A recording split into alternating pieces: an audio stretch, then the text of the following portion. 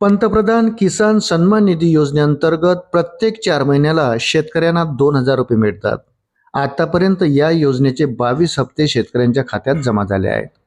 23वा हप्ता कधी येणार याची चर्चा सुरू आहे। तर येत्या 20 जूनला पंतप्रधान किसान सन्मान निधी योजनेचा 23वा हप्ता मिळणार आहे। दरम्यान जर अद्यापही काही शेतकऱ्यांची ई-केवायसी अपूर्ण असेल तर ती करणे अनिवार्य आहे। ही योजना अशा शेतकऱ्यांसाठी उपलब्ध आहे ज्यांच्या जमिनीचा तपशील पीएम किसान पोर्टलवर नोंदणीकृत आहे, ज्यांची बँक खाती त्याच्या आधार कार्डशी जोडलेली आहे आणि ज्यांनी त्यांची ई-केवायसी प्रक्रिया पूर्ण केली आहे।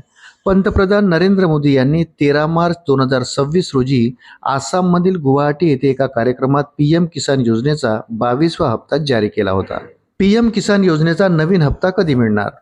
ही रक्कम 20 जून 2026 रोजी पीएम किसान लाभार्थ्याच्या बँक खात्यामध्ये थेट लाभ हस्तांतरणद्वारे जमा केली जाईल। पंतप्रधान मोदी पश्चिम बंगालमधील हुगळी जिल्ह्यातील तारकेश्वर येथून या निधीचे वितरण करतील। पीएम किसान पोर्टलनुसार सर्व नोंदणीकृत शेतकऱ्यांसाठी ई-केवायसी अनिवार्य आहे। OTP आधारित ई-केवायसी पीएम किसान वेबसाईटवरून ऑनलाईन पूर्ण करता येते, तर बायोमेट्रिक आधारित केवायसी जवळच्या कॉमन सर्व्हिस सेंटर येथे करता येते। 23वा हप्ता कोणाला मिळणार नाही? सरकारने काही संशयास्पद प्रकरणे ओळखली आहेत ज्यांना पीएम किसान योजनेच्या लाभार्थी यादीतून वगळले जाऊ शकते।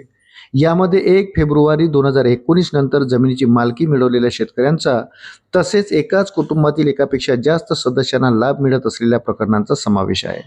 अशा प्रकरणामध्ये प्रत्यक्ष पडताळणी पूर्ण होईपर्यंत लाभ रोखून ठेवण्यात आले आहेत। पीएम किसान योजनेतील प्रत्येक हप्त्यांमध्ये 2,000 रुपयाचे थेट हस्तांतरण समाविष्ट असते। पारदर्शकता आणि वेळेवर लाभ मिळवून देण्यासाठी ही रक्कम कोणत्याही मध्यस्थाशिवाय थेट खात्यात जमा केली जाते। शेतकरी या निधीचा वापर खालील गोष्टीसाठी करू शकतात: बियाणे आणि खते खरेदी करणे, शेतीची अवजारे आणि इतर आवश्यक साधने आणि शेतीचा दैनंदिन खर्च। अशाच नवनवीन अपडेटसाठी व्हिडिओला लाईक आणि चॅनलला सबस्क्राईब जरूर करा। धन्यवाद।